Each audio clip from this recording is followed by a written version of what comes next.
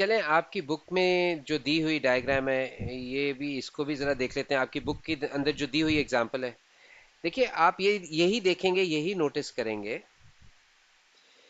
कि जो भी इंफॉर्मेशन उसने इधर प्रोवाइड की हुई है हमें, वो ही उसी की बेस पे हमने सब सिस्टम्स और आगे चीज़ें बनाई हैं। ओके, तो उसने कहा है consider the alarm app computer system. तो ये हमारा कम्प्लेक्स सिस्टम आ गया, ये हमारा टॉप मॉड्यूल हो गया, राइट।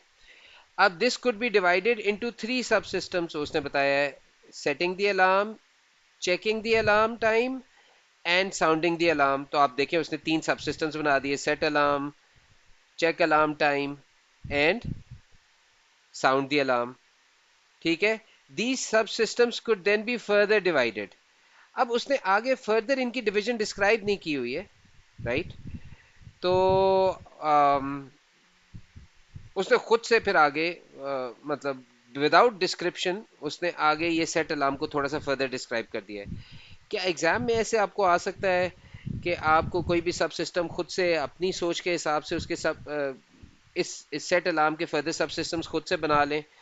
अगर तो उसने कोई बॉक्सेस बनाए हुए, राइट, एक इनकम्प्लीट डायग्राम है जिसमें ये बनाया हुआ था, ये बनाया हुआ था, ये सारी डायग्राम सारे बॉक्सेस बनाए हुए थे पर फिल्ड नहीं थे।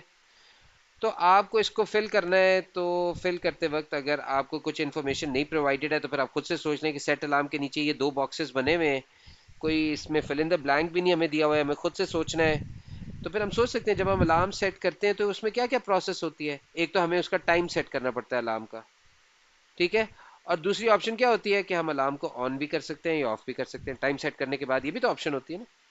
बल्कि इसके अलावा भी ऑप्शन होती है, वो तो इसने दी नहीं हुई है। अ, ये वो होती है, आप उसको उसकी फ्रीक्वेंसी डिसाइड करते हैं, राइट। फ्रीक्वेंसी डिसाइड करते हैं ना। और वो फ्रीक्वेंसी से मेरा क्या मतलब है कि ये रिंग वंस है फॉर एग्जांपल, या फिर डेली इसने रिंग करना है, राइट। तो आप इसकी फ्रीक्वेंसी भी तो डिसाइड करते हैं, वो मॉड्यूल इसने नहीं दिया हुआ था।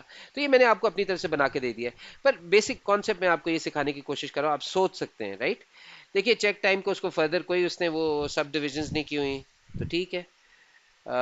साउंड अलार्म की उसने फर्दर सब सिस्टम्स बनाए हुए हैं कि साउंड कितनी देर के लिए प्ले करना है, स्नूज मोड में जाने की ऑप्शन होनी चाहिए, और साउंड को हम स्टॉप कर दें, राइट, या क्लियर कर दें।